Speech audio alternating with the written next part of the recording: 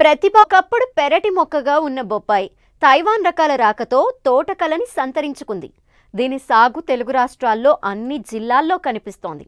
ఈ పంట సాగులో దిగుబడులు ఆశాజనకంగానే ఉన్నా రైతులు ఎదుర్కొంటున్న ప్రధాన సమస్య వైరస్ తెగుళ్లు.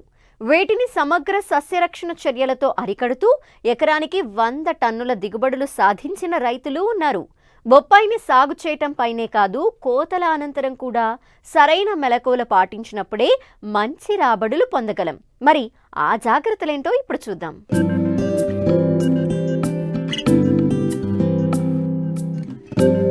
తెలుగు రాష్ట్రాల్లో బొప్పాయి సాగు విస్తీర్ణం 70,000 ఎకరాలకు పైగా ఉంది.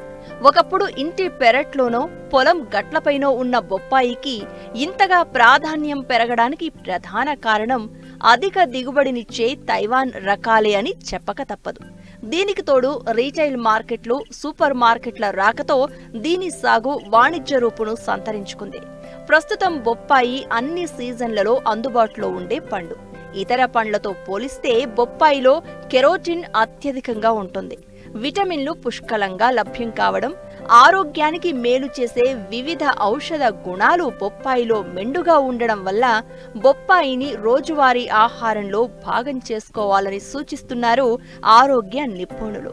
ఇప్పుడు దీని వాడకం విస్తృతమవడం, మార్కెట్ డిమాండ్ పెరగడంతో రైతుకు బొప్పాయి సాగు లాభదాయకంగా మారింది.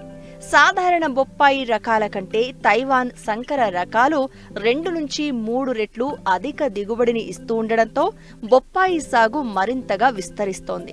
ముఖ్యంగా తైవాన్ రెడ్ లేడీ రకం మొక్కలు పొట్టిగా ఉండడం, పెనుగాలుల తాకిడిని తట్టుకునే స్వభావం ఉండడంతో రైతులకు సాగులో సమస్యలు చాలా వరకు తగ్గాయి.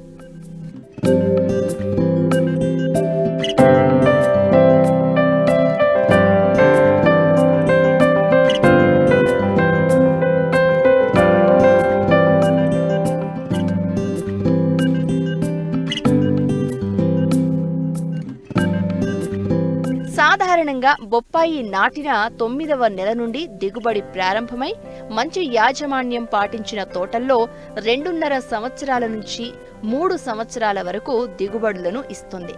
ముఖ్యంగా బొప్పాయి కోతలు అనేది మనం ఎంచుకున్న రకం, పంపే మార్కెట్ల దూరం పైన ఆధారపడి ఉంటుంది. లోకల్ మార్కెట్లకే కాక ఢిల్లీ, ముంబై వంటి ప్రధాన మార్కెట్లను దృష్టిలో ఉంచుకుని అందుకు తగ్గట్టుగా పంట దిగుబడులు తీస్తున్నారు కొందరు రైతులు.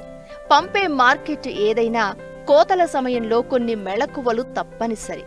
సాధారణంగా వినియోగదారులు మధ్యస్థ సైజులో ఉన్న కాయలను ఎక్కువగా ఇష్టపడతారు. కాబట్టి చెట్లపై కాయలు తగిన పరిమాణం రాగానే కోతలు చేయాలి. పూర్తిగా చెట్లపైనే కాయలు పండనీయకూడదు.